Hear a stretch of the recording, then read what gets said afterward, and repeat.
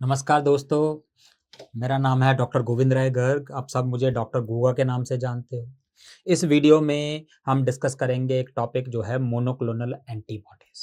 आज की डेट में हमारे पास 200 से भी ज़्यादा मोनोक्लोनल एंटीबॉडीज़ हैं और हर साल बहुत सारी नई मोनोक्लोनल एंटीबॉडीज़ डिस्कवर हो रही हैं। हम बहुत सारी मोनोक्लोनल एंटीबॉडीज़ डिस्कस करेंगे इस वीडियो में, बट हर एक को याद करने की कोशिश मत करना। नाम से हम कई सारी मोनोक्लोनल एंटीबॉडीज का यूज फाइंड आउट कर सकते हैं, काम की चीजें एमसीक्यू आंसर कर सकते हैं, बट बहुत सारी मोनोक्लोनल एंटीबॉडीज हैं। Do not try to remember each one of them. मैं बताऊंगा कि ये याद करना ज्यादा इंपॉर्टेंट है, उनको आप जरूर याद कर लेना। बाकी अगर कर पाओ तो ठीक है, नहीं कर पाओ तो छोड़ देना। ओके, तो सबसे पहले हम इस चैप्टर में पढ़ेंगे क्या? हम पढ़ेंगे मोनोक्लोनल एंटीबॉडी कैसे बनती है, फिर उनका नाम कैसे रखा जाता है, नोमेनक्लेचर, और फिर कुछ इंपॉर्टेंट टारगेट और मोनोक्लोनल एंटीबॉडीज। ओके, तो सबसे पहले देखते हैं मोनोक्लोनल एंटीबॉडी कैसे बनती है। सपोज हमारे पास कोई एंटीजन है या कोई टारगेट है जिसके अगेंस्ट हम मोनोक्लोनल एंटीबॉडी बनाना चाहते हैं, तो हमने वो एंटीजन सबसे पहले निकाला और माउस में इंजेक्ट कर दिया। तो माउस में मोनोक्लोनल एंटीबॉडी बनानी है हमें, हमने माउस में एंटीजन इंजेक्ट कर दिया। जब एंटीजन इंजेक्ट किया तो ये उसके अंदर एंटीबॉडीज बनाए। तो हमने क्या किया, हमने माउस के स्प्लीन से बी सेल्स निकाल लिए। हमें पता है कि बी सेल्स एंटीबॉडी बनाएंगे, तो बी सेल्स हमने निकाल लिए स्प्लीन से। बट प्रॉब्लम क्या है कि कोई भी सेल है, बी सेल तो नॉर्मल सेल्स है, दैट मीन्स वो एक बार दो बार तीन बार डिवाइड करेंगे फिर रुक जाएंगे। तो हमें तो बहुत सारी एंटीबॉडीज बनानी है, तो हम चाहते हैं कि ये बी सेल की डिवीजन रुके ना, बहुत बार डिवाइड करते रहे। तो हमने क्या किया, हमने कैंसर सेल्स लिए, माइलोमा सेल्स लिए, हमने उनको बी सेल के साथ फ्यूज कर दिया। माइलोमा सेल्स और बी सेल को फ्यूज कर दिया तो दोनों की प्रॉपर्टी आ जाएंगी। बी सेल अपना एंटीबॉडी बनाते रहेंगे, माइलोमा सेल उसको डिवाइड होने से रुकने नहीं देंगे। तो दैट मीन्स ये बी सेल बार बार डिवाइड होते रहेंगे, तो हमारे पास बहुत सारी मोनोक्लोनल एंटीबॉडी बन जाए। तो इस तरीके से मोनोक्लोनल एंटीबॉडीज बनती हैं। ओके, तो अब हम आते हैं इसके नोमेनक्लेचर पे। सबसे पहले अगर एंटीबॉडी, इन जनरल किसी भी एंटीबॉडी का स्ट्रक्चर देखोगे तो उसमें दो चेन्स होती हैं, एक लाइट और एक हैवी। तो ये येलो वाली है, ये लाइट चेन है, और जो ग्रीन ब्लू वाली है जो इतनी बड़ी, ये हैवी चेन है। ठीक है, तो दो लाइट चेन होंगी, दो हैवी चेन हो। अब जो कांस्टेंट रीजन होता है, ज्यादातर पोर्शन कांस्टेंट होता है एंटीबॉडीज का, तो इतना सारा पोर्शन ये कांस्टेंट रीजन में आता है, बट बाकी पोर्शन जो है वो वेरिएबल रीजन में आता है। ठीक है, अब वेरिएबल में भी कुछ रीजन कम वेरिएबल होता है, कुछ ज्यादा होता है। तो ये टॉप वाला जो होता है ये हाइपर वेरिएबल रीजन है, बहुत ज्यादा वेरिएबल रीजन है। इसको हम कहते हैं कॉम्प्लीमेंटेरिटी डिटर्मिनिंग रीजन, CDR। तो सबसे पहली जो मोनोक्लोनल एंटीबॉडी बनी थी वो थी म्यूरोमोनैब CD3। उसका नाम एक्चुअली कैसे रखा गया कि ये माउस से बनी थी, तो माउस को म्यूराइन कहते हैं। तो म्यूरो तो वहां से आ गया कि माउस से बनी है। उसका ये मोनोक्लोनल एंटीबॉडी है, तो मोन मतलब मोनोक्लोनल, AB मतलब एंटीबॉडी है, और ये किसके अगेंस्ट थी? CD3 एंटीजन के अगेंस्ट थी। तो इसका नाम रख दिया म्यूरोमोनैब CD3, और इसको हम यूज करते थे ट्रांसप्लांटेशन में, ट्रांसप्लांटेशन। उसके बाद हमने बहुत सारी और बनाई, तो हमें लग गया कि इस तरीके से तो नाम रखा नहीं जा सकता, तो हमने उसका एक नॉमेनक्लेचर रखना शुरू कर दिया, पूरा एक मेथड रखा दिया कि ऐसे नाम रखेंगे। कैसे नाम रखेंगे कि उनका नाम खत्म होगा मैब में। मैब का मतलब है मोनोक्लोनल एंटीबॉडी, सबका नाम मैब में खत्म होगा। बट कुछ मोनोक्लोनल एंटीबॉडी स्टेबल नहीं थी, मतलब हमने बनाई पर वो ऐसे एग्जिस्ट नहीं कर सकती। उसको स्टेबल करने के लिए उसके साथ कोई और प्रोटीन को अटैच करना पड़ा। तो इस तरह की सब्सटेंस को हम कहते हैं फ्यूजन प्रोटीन, फ्यूजन प्रोटीन कहते हैं। और फ्यूजन प्रोटीन का नाम खत्म होता है सेप्ट में। दैट मीन्स अगर किसी का नाम मैब में या सेप्ट में खत्म हो तो वो मोनोक्लोनल एंटीबॉडी ही है। ओके, अब मैब से पहले के जो दो लेटर हैं, यहाँ पे दो लेटर हैं, वो बताएंगे सोर्स, मतलब मोनोक्लोनल एंटीबॉडी हमने कहाँ से ऑब्टेन करी, कहाँ से बनाई, कहाँ से ली। तो मोनोक्लोनल एंटीबॉडी कहाँ से ले सकते हैं? तो या तो हम एनिमल से ले सकते हैं या फिर ह्यूमन से ले सकते हैं। यही तो दो कारण सोर्स हो सकते हैं, और क्या हो, एनिमल होगा या ह्यूमन होगा।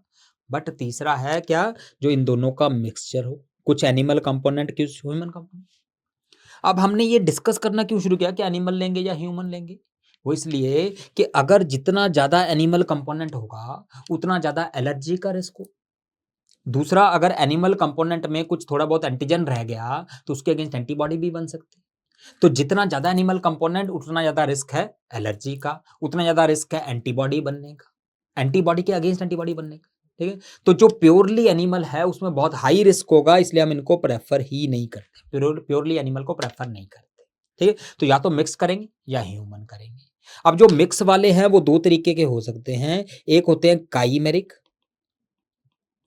दूसरे होते हैं ह्यूमनाइज्ड।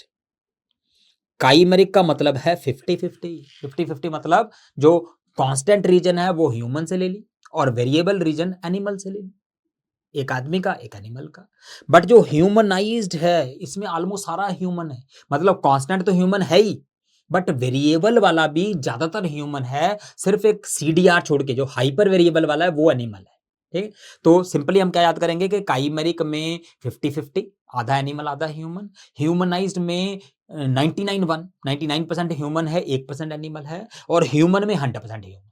तो इन तीनों में से सबसे कम एलर्जी कौन करेगा, सबसे ज्यादा एलर्जी कौन करेगा? यस, सबसे कम करेगा ह्यूमन वाला और सबसे ज्यादा करेगा काइमेरिक वाला। ओके, तो ये तो बेसिक चीज हो गई। अब नॉमेनक्लेचर कैसे करते हैं? जो काइमेरिक है, काई को हम बोलते हैं काई, एक्साइज काई, काई स्क्वायर टेस्ट पढ़ते हैं ना, एक्साइज काई। तो अगर हमने एक्स आई लिख दिया तो ये हो गया काइमेरिक, मतलब जो भी काइमेरिक मोनोक्लोनल एंटीबॉडी है उसका नाम खत्म होगा इक्सीमैब में। जैसे एग्जांपल है इनफ्लिक्सीमैब, इनफ्लिक्सीमैब मोनोक्लोनल एंटीबॉडी है और ये काइमेरिक है, ठीक। अब फिर हमने ह्यूमनाइज्ड देखा, तो ह्यूमनाइज्ड में यू था तो हमने इसका यू ले लिया, बट फिर क्या नोट किया, यू तो ह्यूमन में भी है, तो कैसे डिफरेंशिएट करें? तो हमने देखा कि इसमें तो जेड भी है, इसमें जेड नहीं है, तो हमने यहाँ पे जेड उठा लिया तो जू बन गया। तो दैट मीन्स अगर यहाँ पे जू आता है दैट मीन्स जुमैब वाली जो है वो ह्यूमनाइज्ड है।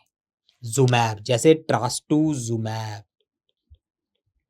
ट्रास्टुजुमैब इज ह्यूमनाइज्ड, ठीक। तो ट्रास्टुजुमैब ह्यूमनाइज्ड है और प्योरली ह्यूमन है, तो यू तो हमने ह्यूमन में था ही, बट उसके आगे जेड के अलावा कुछ भी और हो तो प्योरली ह्यूमन है।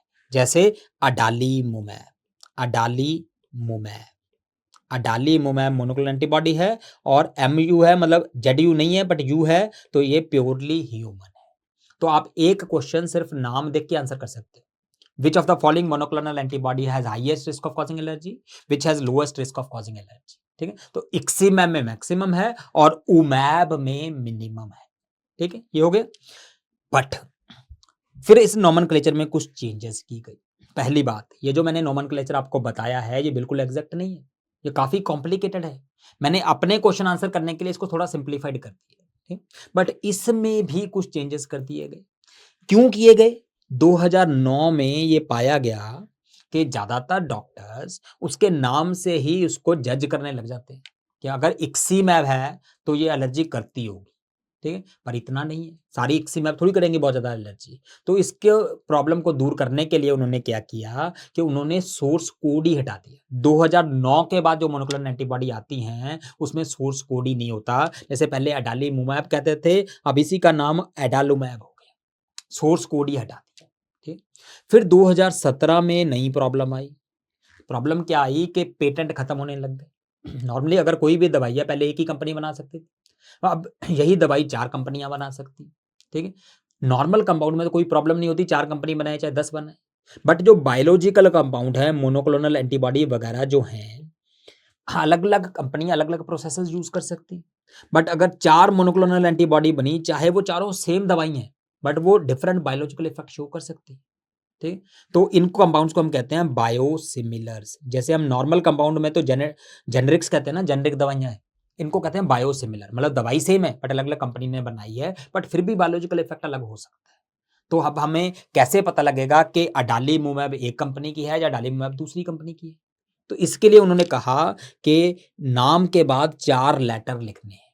इन 4 लेटर का कोई मतलब नहीं होना चाहिए, कोई मतलब नहीं होना चाहिए, बट वो आपकी कंपनी रिप्रेजेंट करेंगे कि ये इस कंपनी का है, ठीक है। तो अडालीमुमैब AQTD एक कंपनी का है, जब इसका पेटेंट एक्सपायर हो गया कोई और कंपनी बनाना चाहेगी तो वो नाम तो अडाली में भी रखेगी बट ये 4 लेटर उसके अलग हो, ठीक। तो that is change in the nomenclature, ठीक। तो ये सब चीजें याद नहीं करनी है। इंपॉर्टेंट चीज क्या याद करनी है कि जो सोर्स है उससे पहले के जो 2 लेटर हैं ये बताएंगे टारगेट, मतलब किसके लिए बनाई है मोनोक्लोनल एंटीबॉडी, ये हमें याद करने हैं क्योंकि ये टारगेट से हमें यूज पता लगे।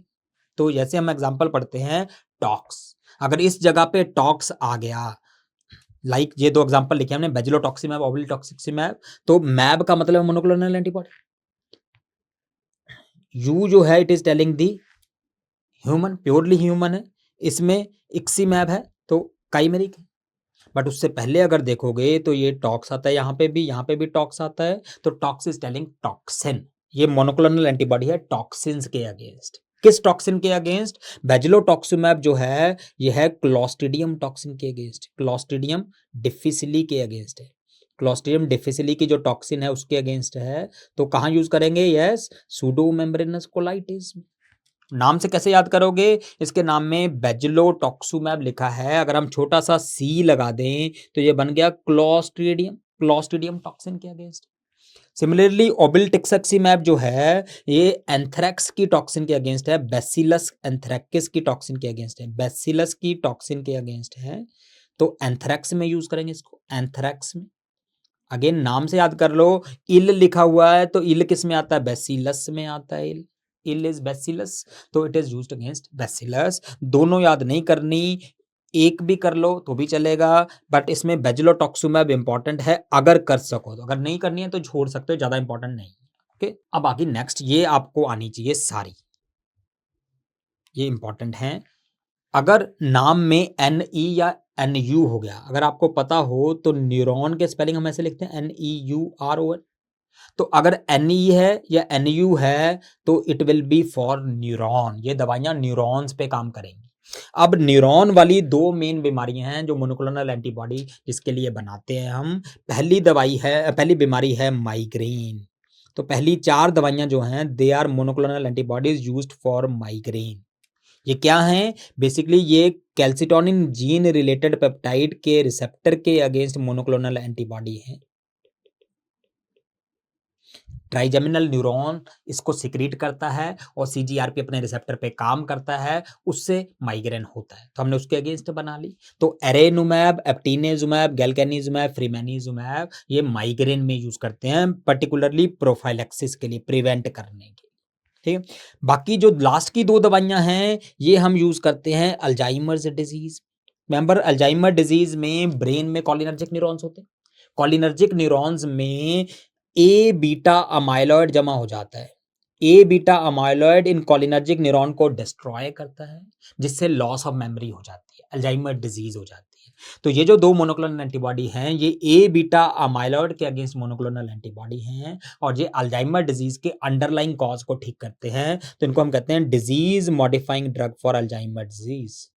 डिजीज मॉडिफाइंग ड्रग है अल्जाइमर डिजीज के लिए। तो पर्टिकुलरली पहली दवाई आप नाम याद कर सकते हो, मोनोक्लोनल एंटीबॉडी है, ये तो याद कर ही लिया, न्यूरॉन्स के अगेंस्ट है ये भी याद कर लिया। ठीक है, बट पहली दवाई के तो नाम में ही लिखा है AD, मतलब अल्जाइमर डिजीज में यूज करते हैं और अंडरलाइंग कॉज को ठीक करती है। क्या है अंडरलाइंग कॉज? ए बीटा अमाइलॉइड। तो सारा कुछ नाम में लिखा है, तो ये दवाई आपको आनी चाहिए एडुकैनुमैब। इसी तरह की दूसरी दवाई है लिकैनुमैब। ओके, तो ये NENU वाली इंपॉर्टेंट है। अगली दवाई इजी है, BAC for bacteria, BAC bacteria. तो इस दवाई के नाम में बैक आ गया, मतलब बैक्टीरिया के अगेंस्ट है, रेक्सीबैकुमैब। ये किसके अगेंस्ट है? It is used for anthrax, Bacillus anthracis के अगेंस्ट मोनोक्लोनल एंटीबॉडी है। फिर से नाम से याद कर सकते हो, एंथ्रैक्स का नाम रैक्स में खत्म होता है, इसका नाम रैक्स में शुरू होता है, तो rax is for rax anthrax. Okay, याद करना जरूरी नहीं है बट इजी है तो कर लोगे। ठीक, नेक्स्ट है VI। VI का मतलब है वायरस, VI मतलब वायरस। पहलीवीजुमैब सबसे पहली मोनोक्लोनल एंटीबॉडी थी वायरस के अगेंस्ट जो रेस्पिरेटरी सिंसिशियल वायरस में यूज करते थे। उसके बाद हमने बहुत सारी VI वाली और बनाई, इसमें से जो पहली 4 हैं ये यूज करते हैं, आजकल बहुत कॉमन है, अगेंस्ट कोविड-19। ये वायरस की स्पाइक प्रोटीन के अगेंस्ट है, कोरोना वायरस की स्पाइक प्रोटीन के अगेंस्ट मोनोक्लोनल एंटीबॉडीज हैं। तो VI नाम में है, VI फॉर वायरस, ये यूज करते हैं हम कोविड-19। ठीक है, बैमलैनिविमैब हो गया, इमडेविमैब हो गया, सोट्रोविमैब हो गया और बेप्टिलोविमैब हो गया। बाकी की 3 जो हैं वो यूज़ करते हैं इबोला वायरस के अगेंस्ट, एंसुविमैब, अटोल्टिविमैब एंड ओडेसिविमैब। अब इबोला तो इंडिया में होता नहीं है, तो इस पे आने के चांस कम है। मेन क्वेश्चन आता है कोविड-19 पे, क्योंकि आजकल इन वायरस है।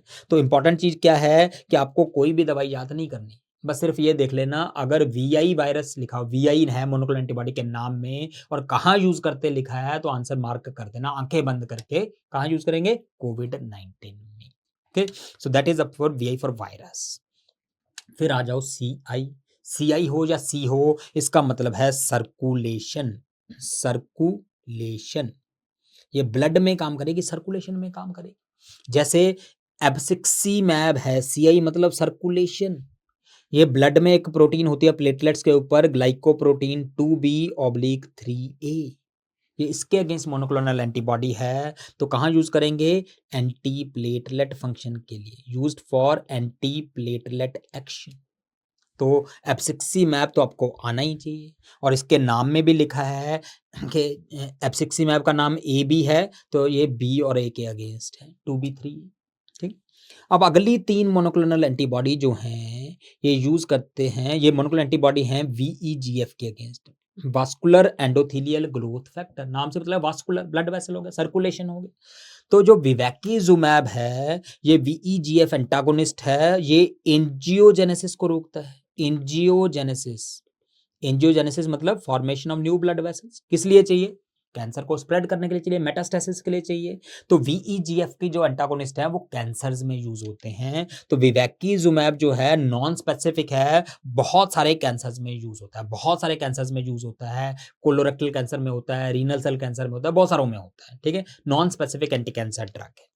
अगली जो है रैमोसिरुमैब, ये भी वीईजीएफ के अगेंस्ट है। ये पर्टिकुलरली 2 कैंसर में यूज होती है। एक होती है non small cell lung cancer में, और दूसरा होता है गैस्ट्रोएसोफेजियल जंक्शन कैंसर। रामोसिरुमैब, तो याद कैसे करोगे? रामू, रामू हमारा एक वर्कर था, बहुत ज्यादा दारू पीता था और बहुत ज्यादा सुट्टा मारता था।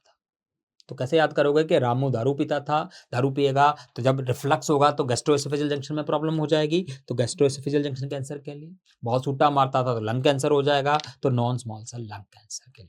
ठीक है, याद नहीं करना पर। ब्रोलुसिजुमैब जो है ये भी वीएफजी के अगेंस्ट है, और ये है यूज करते हैं एज रिलेटेड मैकुलर डिजनरेशन में। एज रिलेटेड मैकुलर डिजनरेशन मतलब आदमी को दिखेगा नहीं, एंजियोजेनेसिस इनहिबिटर है ये भी, तो ब्रोलुसिजुमैब यूज कर सकते हैं। तो इसको नाम से कैसे याद करोगे? इसके नाम में लिखा है ब्रो लूसी को देख, ब्रो लूसी को देख। तो लूसी को कैसे देखेगा? अगर ARMD ठीक होगा तभी तो देखेगा, तो ARMD को ठीक करने के लिए यूज करते हैं। ठीक, नेक्स्ट इज कपलासीजुमैब। कपलासीजुमैब जो है वो वॉन विलिब्रेंट फैक्टर को टारगेट करती है, और ये प्लेटलेट्स के लिए काम आती है, प्लेटलेट्स के लिए काम आती है। तो इसको यूज करते हैं हम टीटीपी में, थ्रोम्बोटिक थ्रोम्बोसाइटोपेनिक परफ्यूरा। ठीक है, तो नाम में प्ला लिखा है तो प्लेटलेट्स के काम आती है, थ्रोम्बोटिक थ्रोम्बोसाइटोपेनिक परफ्यूरा। ठीक, नेक्स्ट है एमिसीजुमैब, फिर से सर्कुलेशन आ गया। एमिसीजुमैब जो है वो बाई स्पेसिफिक मोनोक्लोनल एंटीबॉडी है, बाई स्पेसिफिक मोनोक्लोनल एंटीबॉडी है। ये फैक्टर 9 और 10 दोनों से बाइंड करती है, और इस तरीके से कन्फर्मेशनल चेंज करती है कि फैक्टर 10 एक्टिवेट हो जाता है, और जब फैक्टर 10 एक्टिवेट हो गया तो हीमोफीलिया ठीक हो जाएगा। तो इसको आप याद कर सकते हो, अगर नहीं छोड़ना तो छोड़ दो, बट कर लो, बेटर रहेगा। Next is idarucizumab. Idarucizumab monoclonal antibody है एक एंटीकोगुलेंट के अगेंस्ट, जिसका नाम है डेबिगेट्रान। डेबिगेट्रान ओरल एंटीकोगुलेंट है, थ्रोम्बिन इनहिबिटर है, और इसके अगेंस्ट एंटीबॉडी है इदारूसीजुमैब। इसके नाम में लिखा है DA मींस डेबिगेट्रान के अगेंस्ट है, इसका एंटीडॉट है बेसिकली। CI मतलब सर्कुलेशन में काम करता है, तो एंटीकोगुलेंट तो सर्कुलेशन में काम करेंगे। ठीक, नेक्स्ट 2 भी इंपॉर्टेंट है, तो इदारूसीजुमैब भी कर लेना याद, इंपॉर्टेंट है। और एलिरोकुमैब, इवोलोकुमैब, ये PCSK9 के अगेंस्ट मोनोक्लोनल एंटीबॉडी है। PCSK9 LDL रिसेप्टर को तोड़ता है, तो अगर इसके अगेंस्ट एंटीबॉडी बन गई तो LDL रिसेप्टर बन जाएंगे, कोलेस्ट्रॉल कम हो जाएगा। सो होमोजाइगस हाइपर कोलेस्ट्रोलीमिया में यूज करते हैं, ये दोनों भी इंपॉर्टेंट है, कर ले। So these are important drugs which contain CI। अगला है OS, ये तो आसानी है। OS मतलब उस्टियो, मतलब बोन के काम आएंगे। तो जो पहली 2 दवाइयां हैं ये यूज करते हैं उस्टियोपोरोसिस में, ऑस्टियोपोरोसिस में, और ये दोनों आपको आनी चाहिए, इंपॉर्टेंट हैं। डिनोसुमैब क्या है? Denosumab is monoclonal antibody against RANK ligand. Osteoclast जो होता है ना हमारा, ऑस्टियोक्लास्ट, उसकी सरफेस पे एक रिसेप्टर होता है जिसका नाम है रैंक। तो जब भी लाइगैंड इस पे बाइंड करेगा तो ऑस्टियोक्लास्ट स्टिमुलेट हो जाएगा, जिससे बोन रिजॉर्प्शन हो जाए। तो हमने क्या किया, हमने इसके अगेंस्ट एंटीबॉडी बना ली। इस एंटीबॉडी का नाम है denosumab. Denosumab monoclonal antibody against RANK ligand है। तो अब रैंक एक्टिवेट नहीं होगा तो ऑस्टियोपोरोसिस नहीं होगी। तो सिंपल मैकेनिज्म है, inhibit osteoclast. On the other hand जो रोमोसोजुमैब है, रोमोसोजुमैब जो है ये स्क्लेरोस्टिन प्रोटीन के अगेंस्ट है। ये मोनोक्लोनल एंटीबॉडी किसके अगेंस्ट है? ऑस्टियोस्क्लेरोस्टिन के अगेंस्ट। और ऑस्टियोस्क्लेरोस्टिन के दो काम है, ये ऑस्टियोक्लास्ट को स्टिमुलेट करता है और ऑस्टियोब्लास्ट को इनहिबिट करता है। मतलब दोनों खराब। हमें तो बोन फॉर्मेशन के लिए क्लास्ट को इनहिबिट करना है, ब्लास्ट को स्टिमुलेट करना है, ये उल्टा करता है। तो अगर ये उल्टा कर रहा है तो इसको ब्लॉक कर दो। तो हमने मोनोक्लोनल एंटीबॉडी बनाई रोमोसोजुमैब, जो ऑस्टियोक्लास्ट को इनहिबिट करेगी, ब्लास्ट को स्टिमुलेट करेगी। तो इसका डुअल एक्शन होता है ऑस्टियोपोरोसिस में। याद करना है कि डुअल एक्शन होता है, ऑस्टियोक्लास्ट को इनहिबिट भी करता है, ऑस्टियोब्लास्ट को स्टिमुलेट भी करता है। तो ये दोनों आनी चाहिए आपको, डिनोसुमैब भी और रोमोसोजुमैब। तीसरी छोड़ सकते हो आप, ब्यूरोसुमैब। ब्यूरोसुमैब क्या है? ये FGF फाइब्रोब्लास्ट ग्रोथ फैक्टर 23 के अगेंस्ट मोनोक्लोनल एंटीबॉडी है। इस फैक्टर का काम क्या होता है? इसका काम होता है फॉस्फेट को किडनी से निकालना, फॉस्फेट का एक्सक्रीशन कराना इसका काम है। तो अगर इसमें म्यूटेशन होगी, ओवर एक्टिविटी होगी, तो फॉस्फेट ज्यादा निकल जाएगा। अगर फॉस्फेट ज्यादा निकल जाएगा तो क्या हो जाएगा? हाइपोफॉस्फेटीमिया। तो condition is called as X linked hypophosphatemia. तो इस कंडीशन में FGF23 ओवर एक्टिव है, तो हमने इसके अगेंस्ट एंटीबॉडी बना ली, उसका नाम है ब्यूरोसुमैब। तो ये भी ऑस्टियो मतलब बोन्स के काम आता है, हाइपोफॉस्फेटीमिया को ठीक करता है। ये इंपॉर्टेंट नहीं, बट पहली दो आनी चाहिए, डिनोसुमैब एंड रोमोसोजुमैब। ओके, नेक्स्ट आ गया KI हो या के हो, इसका मतलब है kin. Kin means interleukin. So these are monoclonal antibodies against interleukin. तो बहुत सारी हैं हमारे पास। इक्सेकिजुमैब जो है इंटरल्यूकिन 17 के अगेंस्ट है, सेकुकिनुमैब 17 के अगेंस्ट है, उस्टेकिनुमैब 12 और 23 दोनों के अगेंस्ट है, रिसेंकिजुमैब, गुसेलकुमैब, टेल्ट्रैकिजुमैब 23 के अगेंस्ट है। अब इंपॉर्टेंट क्या है कि इंटरल्यूकिन 17 और 23 दोनों ओवर एक्टिव होते हैं सोरियासिस में। तो ये सारी मोनोक्लोनल एंटीबॉडी हम यूज करते हैं सोरियासिस। तो आपको याद कोई नहीं करनी, बट अगर एग्जाम में कोई भी की वाली आ गई तो सोरियासिस मार्क कर देना, आंसर बंद, आंखें बंद करके। KI की मतलब सोरियासिस। Next is NEB। अगर NEB नाम में आए, जैसे रेनिबीजुमैब है, रेनिबीजुमैब में NEB आ रहा है, तो this is for age related macular degeneration. Age related macular degeneration के लिए होते हैं NEBजुमैब। NEB वाली जो है वो एज रिलेटेड मैकुलर डिजनरेशन में है, याद नहीं करना है। अब इंपॉर्टेंट आ गया TNF अल्फा इनहिबिटर्स, ये इंपॉर्टेंट है MCQs के लिए। LI का मतलब होता है लोअर इम्यूनिटी। अगर मोनोक्लोनल एंटीबॉडी के नाम में LI आ जाए तो ये इम्यूनिटी लो करेंगे। तो TNF अल्फा इनहिबिटर्स कौन सी हैं हमारे पास? ये हैं ACE इनहिबिटर को गोली मारो, AC इनहिबिटर को गोली मारो। तो AC इनहिबिटर को गोली मारो से क्या मतलब है? A से अडालीमुम, C से सर्टोलिजुमैब, E से इटैनरसेप्ट, इन से इनफ्लिक्सीमैब और गोली से गोलीमुमैब। ये सारी की सारी दवाइयां मोनोक्लोनल एंटीबॉडी हैं, किसके अगेंस्ट? TNF अल्फा के अगेंस्ट। और ये यूज कहाँ करते हैं? ये हम यूज करते हैं रूमेटॉइड आर्थराइटिस में। Apart from rheumatoid arthritis, Crohn's disease में यूज करते हैं। और तीसरा यूज है इनका सोरियासिस। तीन इंपॉर्टेंट यूज हैं, rheumatoid arthritis, Crohn's and psoriasis. और हमें पता है कि TNF अल्फा जो है वो इन्फेक्शन से लड़ने के काम आती है। तो अगर हमने उसको इनहिबिट कर दिया तो there will be increase risk of infections. Infections के चांस बढ़ जाएंगे। इसलिए ये दवाइयां कॉन्ट्राइंडिकेटेड हैं पेशेंट्स विद TB में और हेपेटाइटिस बी में। अगर टीबी या हेपेटाइटिस बी है तो ये कभी नहीं देते। तो all of them are important, ये सारी आपको आनी चाहिए। एसी इनहिबिटर को गोली मारो। ओके, नेक्स्ट है हमारी CD25 के अगेंस्ट। CD25 का नाम होता है इंटरलुकिन 2 रिसेप्टर। इंटरलुकिन 2 का जो रिसेप्टर है उसको CD25 कहते हैं। इसके अगेंस्ट मोनोक्लोनल एंटीबॉडी कौन सी है? डेक्लीजुमैब है और बेसिलिक्सीमैब है। तो ये इंटरलुकिन 2 के रिसेप्टर को रोकते हैं, मतलब इंटरलुकिन 2 काम नहीं कर पाएगा तो इम्यूनिटी कम हो जाएगी। तो कहाँ यूज करेंगे? ट्रांसप्लांटेशन। ट्रांसप्लांटेशन में हमें इम्यूनिटी कम करनी है तो हम यूज कर सकते हैं CD25 के अगेंस्ट, दैट मींस इंटरलुकिन 2 रिसेप्टर के अगेंस्ट, डेक्लीजुमैब एंड बेसिलिक्सीमैब। करना चाहो कर लेना यार, ज्यादा मुश्किल नहीं है बट बहुत ज्यादा इंपॉर्टेंट भी नहीं। नेक्स्ट मोनोक्लोनल एंटीबॉडी है हमारी बीलिस। बीलिस के अगेंस्ट मतलब B lymphocyte stimulator. B lymphocyte stimulator जो होता है ये ओवर एक्टिव होता है एक बीमारी में जिसका नाम है SLE। SLE में ओवर एक्टिव कौन सा है? B lymphocyte stimulator. तो हमने इसके अगेंस्ट मोनोक्लोनल एंटीबॉडी बना ली, उसका नाम है बेलीमुमैब। तो बेलीमुमैब यूज करेंगे हम SLE। तो बेलीमुमैब कैसे याद करोगे? नाम में लिखा है B, E is B, lim is lymphocyte, तो बी लिम्फोसाइट स्टिमुलेटर के अगेंस्ट है। और इसके नाम में ली लिखा है तो ली से याद कर सकते हो, तो SLE, SLE, ली इज SLE, ठीक है, तो यूज इन SLE। ठीक, तो that is B lymphocyte stimulator. अगला है हमारा C5। C5 complement component. तो complement component is over active, C5 is over active in paroxysmal nocturnal haemoglobinuria. तो जो भी मोनोक्लोनल एंटीबॉडी PNH के अगेंस्ट बनानी है वो C5 बनाएंगे, C5 के अगेंस्ट मोनोक्लोनल एंटीबॉडी बनाएंगे। और इसमें पहली दवाई है इकुलीजुमैब। तो इकुलीजुमैब के नाम से कैसे याद करोगे? इसमें C मतलब कॉम्प्लीमेंट हो गया C, और E जो है वो 5वां लेटर है, ABCDE, तो C5 हो गया। इसके अगेंस्ट है eculizumab and it is used in PNH।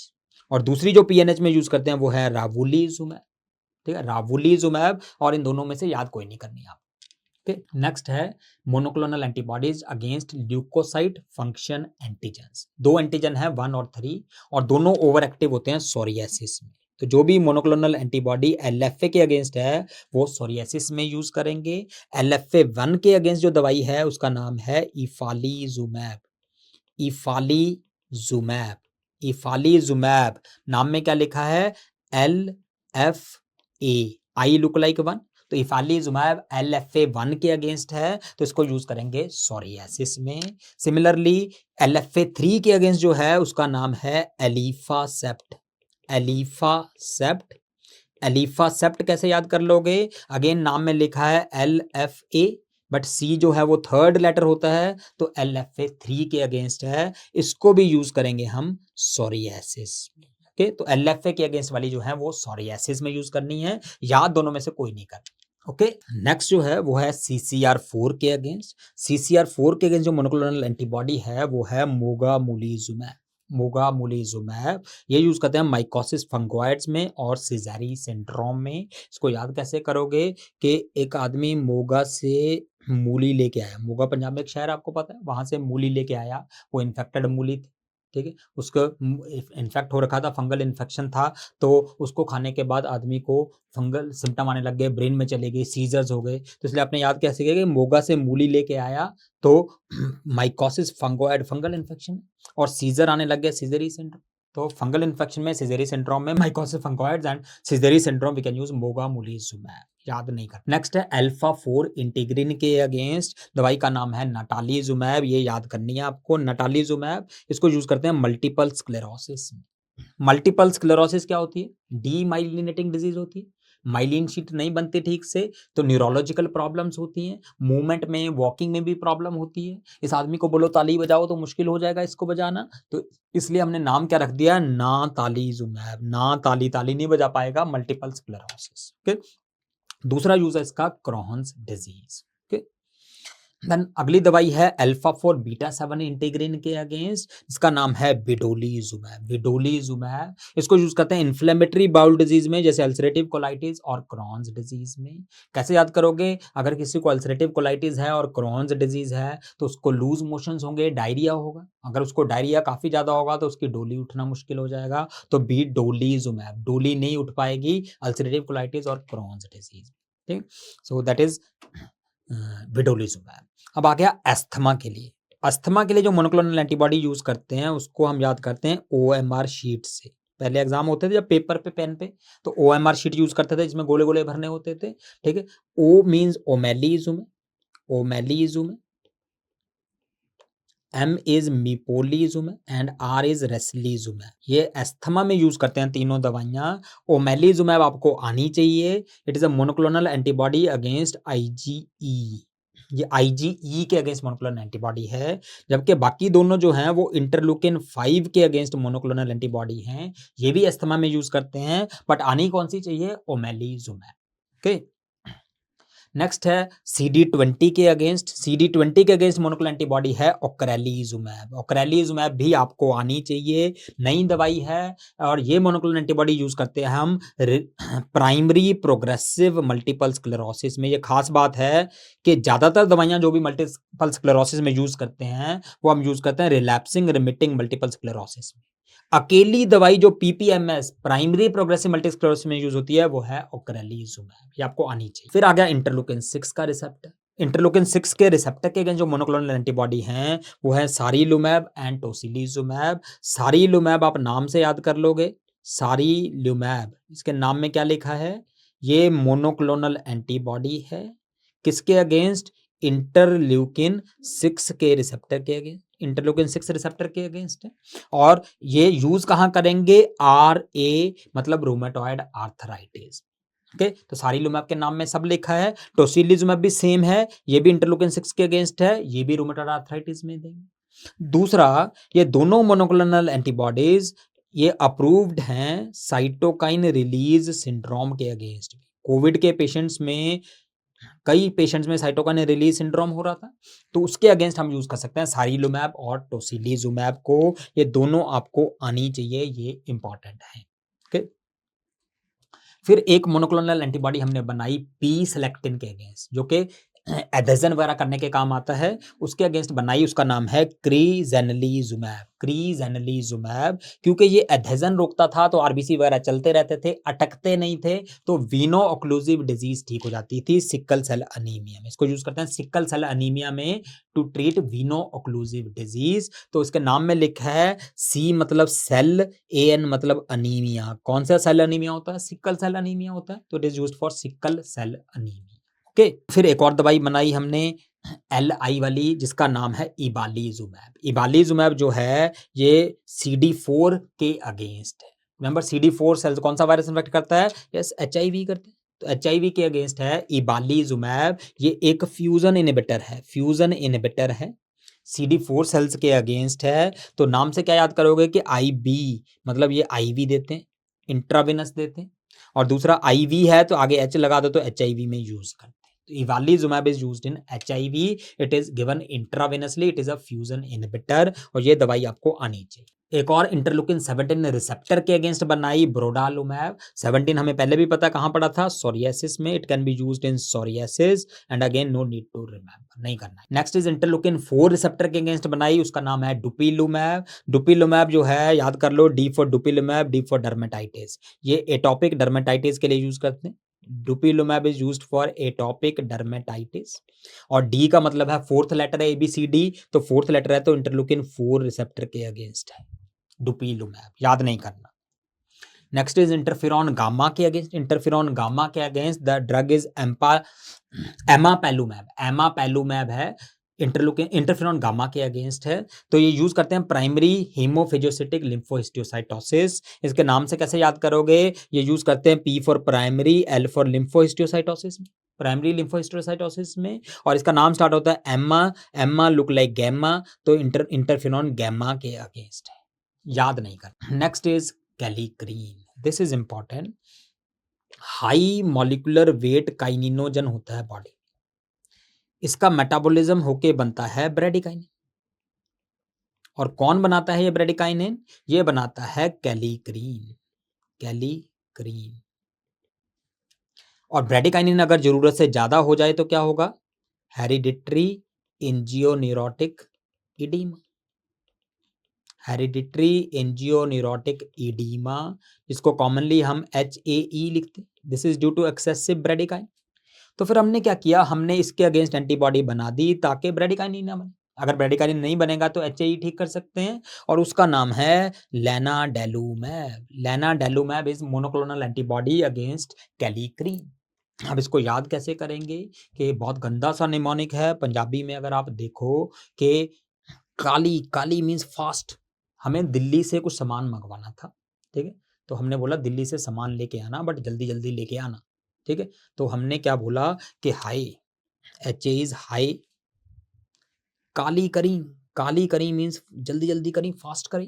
काली करी, दिल्ली से सामान लाना है, लाना दिल्ली। तो लानाडेलुमैब लाना दिल्ली से काली करी के अगेंस्ट है, और HAE हाई में यूज करते हैं हेरिडिटरी एंजियोन्यूरोटिक एडीमा, ठीक है? पर याद नहीं करना है आपको।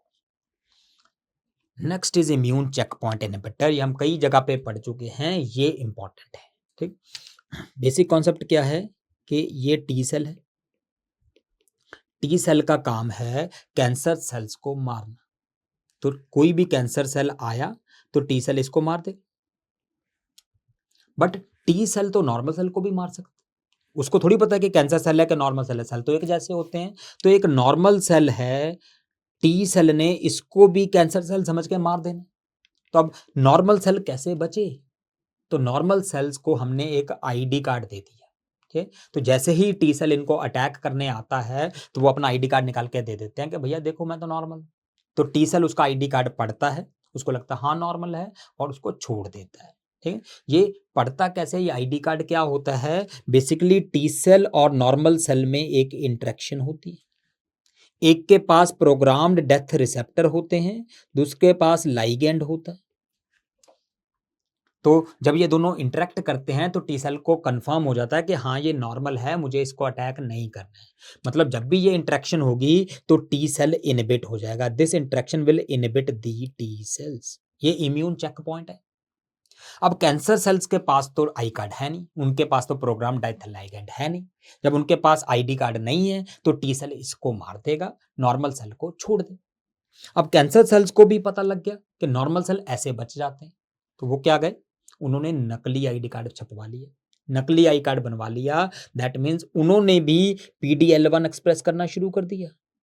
तो अगर कैंसर सेल्स के पास भी आई कार्ड आ गया तो वो भी टी सेल को इनहिबिट कर दे, और अगर टी सेल इनहिबिट हो गया तो कैंसर सेल ग्रो करते रहेंगे, कैंसर बढ़ता जाए। तो हमने इस प्रॉब्लम को दूर करने के लिए दवाई बनाई जो इस इंटरेक्शन को रोक दे। अगर ये इंटरेक्शन रुक गई तो टी सेल इनहिबिट नहीं होंगे, तो कैंसर सेल को मार देंगे। इस प्रॉपर्टी को कहते हैं इम्यून चेक पॉइंट इनहिबिशन, ठीक है? तो कैंसर सेल इम्यूनिटी को जो इवेड कर रहे थे नकली आई कार्ड दिखा के, हमने उसके इस प्रॉब्लम को दूर कर दिया, ठीक? तो अब कौन से इम्यून चेक पॉइंट इनहिबिटर? इनको आप याद करोगे, new drugs act at immune check point. New drugs act at immune check point. N का मतलब है nivolumab, nivolumab. D is durvalumab, durvalumab. A is avelumab, AT से आता है एटेजोलिजुम। आई का मतलब है ipilimumab. C is cemiplimab, and P is pembrolizumab, pembrolizumab. और एक नया अभी अभी कुछ महीने पहले ही बना है, उसका नाम है रेटिफेनेलिमैब, रेटिफेनेलिमैब। ये इम्यून चेक पॉइंट इनहिबिटर्स हैं। निवोलुमैब जो है बहुत सारे कैंसर्स में यूज करते हैं, non small cell lung cancer, renal cell cancer, बहुत सारों में। बट क्वेश्चन मोस्टली आता है हॉजकिंस लिम्फोमा में। हॉजकिंस लिम्फोमा में कौन सा यूज करते हैं? निवोलुमैब। डरवालुमैब यूज करते हैं हम ब्लैडर कैंसर में। ब्लैडर कैंसर में, नाम से याद कर लोगे, ब्लैडर जैसे बिहारी में बोलते हैं ना ब्लैडरवा, तो इसमें डरबा इज ब्लैडरवा, ब्लैडरवा के कैंसर में देते हैं।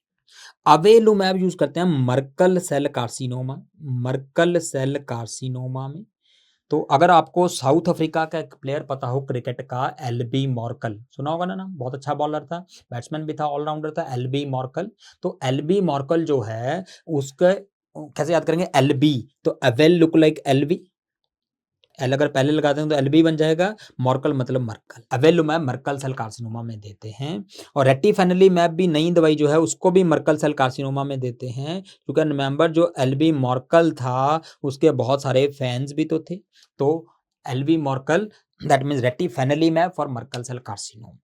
देन एटेजोलिजुमैब जो है इसको भी यूरोथेलियल कैंसर में दैट मीन्स ब्लैडर कैंसर में यूज करते हैं।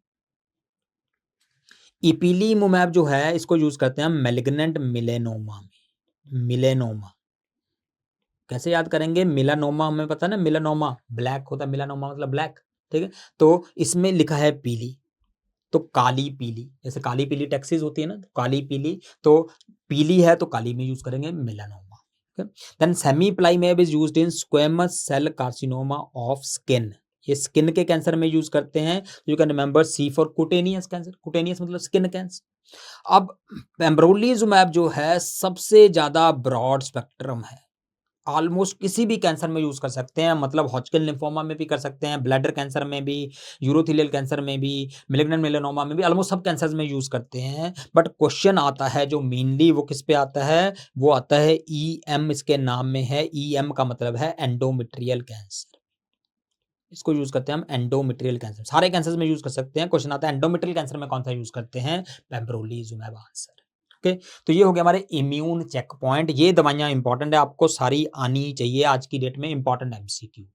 ओके, ये हमने बताया कुछ PD1 से बाइंड करेंगे, कुछ PDL1 से, याद करने की जरूरत नहीं है, लिस्ट दे रखी है मैंने। निवोलुमैब, पेम्ब्रोलिजुमैब, सेमीप्लाइमैब, रेटिफेनेलिमैब ये PD1 से बाइंड करते हैं, और एटेजोलिजुमैब, अवेलुमैब, डरबालुमैब PDL1 से करते हैं, और CTL4A भी एक PDN की तरह होता है एंटीजन, इपिलीमुमैब उससे बाइंड करता है, याद करने की जरूरत नहीं है।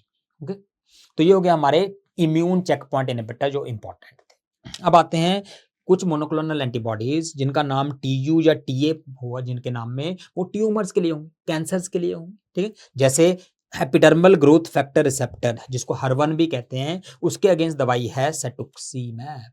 सेटुक्सीमैब आपको आनी चाहिए। सेटुक्सीमैब कहाँ यूज करेंगे, सी से याद कर लो, सी का मतलब कोलोरेक्टल कैंसर में है, और सी का मतलब सर्वाइकल कैंसर है, सर्वाइकल मतलब हेड एंड नेक कैंसर में है, तो सी आनी चाहिए आपको बस।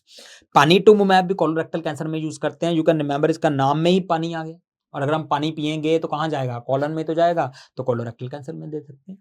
नेसिटुमुमैब जो है एन मतलब non small cell lung cancer में दे सकते हैं, और निमोटुजुमैब जो है वो हेड एंड नेक कैंसर और ग्लायोमास में देते हैं, याद नहीं करनी, बस सिर्फ सेटुक्सीमैब आना चाहिए। फिर है दूसरा HER2 के अगेंस्ट, HER2 के अगेंस्ट, HER2 अपन न्यू पढ़ा होगा आपने, उसके अगेंस्ट है ट्रास्टुजुमैब और पर्टुजुमैब, ये हम देते हैं ब्रेस्ट कैंसर में, पता ना HER2 is over active in breast cancer, तो ये दवाइयां देते हैं ब्रेस्ट कैंसर में। अगर आप भूल जाते हो कैसे याद करोगे, टी की जगह बी लगा लो, बन जाएगा ब्रेस्टुजुमैब, ब्रेस्टुजुमैब मतलब ब्रेस्ट कैंसर, ठीक, तो ब्रेस्ट कैंसर में देते हैं। दूसरा ये दवाइयां जो हैं वो हैं कार्डियोटॉक्सिक, कार्डियोटॉक्सिक है।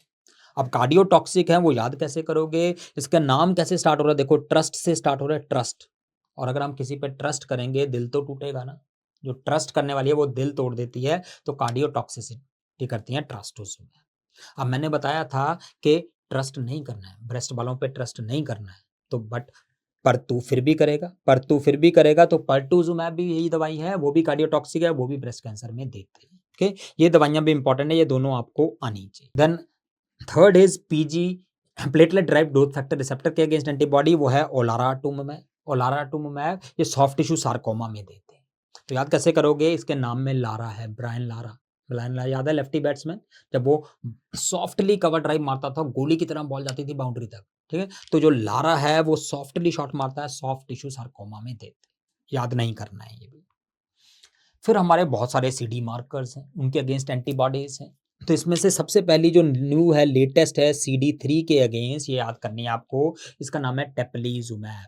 टेप्लीजुमैब टी का मतलब है 3, तो CD3 के अगेंस्ट मोनोक्लोनल एंटीबॉडी है टेप्लीजुमैब, और ये CD3 को रोक के बीटा सेल की डिस्ट्रक्शन रोक देती है। टाइप 1 डायबिटीज में, IDDM में there is destruction of beta cells. क्यों होती है? CD3 एक्टिवेट होता है, तो इसको इनहिबिट कर देती है, बीटा सेल का डिस्ट्रक्शन रुक जाता है, तो हम इसको IDDM में दे सकते हैं। ठीक, इसके अलावा CD3 और 19 के अगेंस्ट है बेलिनाटुमुमैब, ये Philadelphia negative acute lymphocytic leukaemia में देते हैं।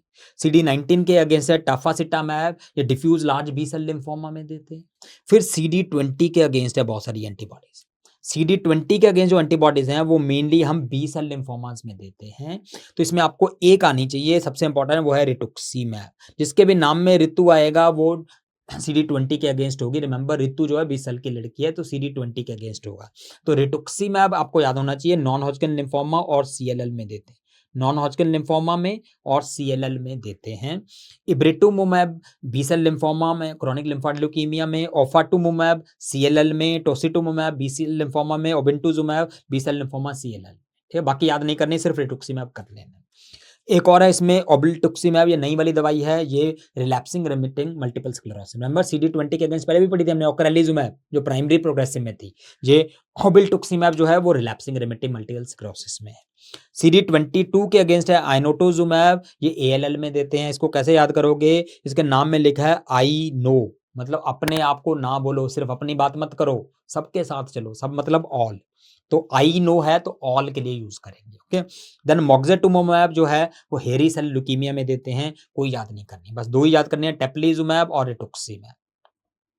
फिर CD30 के अगेंस्ट है ब्रेंटुक्सीमैब, जो हॉजकिंस लिम्फोमा में, टी सेल लिम्फोमा में देते हैं। CD33 के अगेंस्ट जेमटुजुमैब है, जो AML में दे रहे हैं। 38 के अगेंस्ट दो हैं, दाराटुमुमैब और इजाटुक्सीमैब, ये मल्टीपल माइलोमा में देते हैं। CD52 के अगेंस्ट एलेम्टुजुमैब है, जो CLL में देते हैं। और CD79B के अगेंस्ट पोलाटुजुमैब है, diffuse large B cell lymphoma में। और CD319 that mean slam F7 के अगेंस्ट है इलोटुजुमैब, ये मल्टीपल माइलोमा में, कोई याद नहीं करनी। ठीक है, नाम मैंने सारे बता दिया। फिर एक और दवाई बनाई हमने TROP2 के अगेंस्ट। TROP2 के अगेंस्ट दवाई है सेकिटुजुमैब, ये देते हैं ब्रेस्ट कैंसर में, ब्रेस्ट कैंसर में, ये भी याद नहीं करना। फिर है IGF-1 रिसेप्टर के अगेंस्ट, दवाई का नाम है टेप्रोटुमुमैब, और आप नाम से याद कर सकते हो, it is used for thyroid eye problem, thyroid की वजह से आई प्रॉब्लम है, उसमें यूज करते हैं टेप्रोटुमुमैब, IGF-1 रिसेप्टर के अगेंस्ट है, ये भी याद नहीं करनी। फिर हमने मोनोक्लोनल एंटीबॉडी बनाई नेक्टिन-4 के अगेंस्ट, N42मैब नाम है, कैसे याद करोगे? N मतलब N मतलब नेक्टिन, 4 मतलब 4, तो नेक्टिन-4 के अगेंस्ट है, यूरोथेलियल कैंसर में देते हैं। फिर ग्लाइकोलिपिड्स GD2 के अगेंस्ट बनाई डिनुटुक्सीमैब, डिनुटुक्सीमैब न्यूरोब्लास्टोमा में देते हैं, कैसे याद करोगे? D का मतलब है D मतलब D2 और NU मतलब न्यूरोब्लास्टोमा, न्यूरोब्लास्टोमा। देन लास्टली हमारे पास है बी सेल मैच्योरेशन एंटीजन के against, B cell maturation antigen belantamab है, मल्टीपल माइलोमा में देते हैं, कैसे याद करोगे? बेलन पड़ेगा तो हड्डियां टूटेंगी, हड्डी टूटेंगी तो हड्डी टूटने वाली बीमारी ठीक होगी, मल्टीपल माइलोमा, बेलेंटुमैब मल्टीपल माइलोमा। ठीक है, सो ये इंपॉर्टेंट मोनोक्लोनल एंटीबॉडीज थी। तो एक बार मैं क्विकली आपको रिमाइंड करवा देता हूँ कि कौन कौन सी मोनोक्लोनल एंटीबॉडी आपको आनी चाहिए, सारी याद करने की जरूरत नहीं है, कौन कौन सी आनी चाहिए। इसमें बेजिलोटुक्सीमैब आनी चाहिए आपको, bezlotoxumab which is used in pseudomembranous colitis, ये सारी आनी चाहिए आपको, जो माइग्रेन वाली है और अल्जाइमर्स डिजीज वाली है। रेक्सीवैक्यूमैब छोड़ दो, इसमें जो भी VI वाला आएगा, जो भी VI वाला आएगा वो कोविड-19 के लिए है, कोविड के लिए, ये आपको पता होना चाहिए। उसके बाद एब्सिक्सीमैब आनी चाहिए, एंटी प्लेटलेट है, बाकी इनमें से आप सारी छोड़ सकते हो। इदारुसिज़मैब आनी चाहिए डेबिगैट्रॉन के लिए, और एलिरोकुमैब, इवोलुकुमैब होमोजाइगस हाइपर कोलेस्ट्रोलेमिया के लिए। फिर डिनोसुमैब और रोमोसोजुमैब जो है ओस्टियोपोरोसिस के लिए है, और रोमोसोजुमैब डुअल है, ये भी आना चाहिए आपको।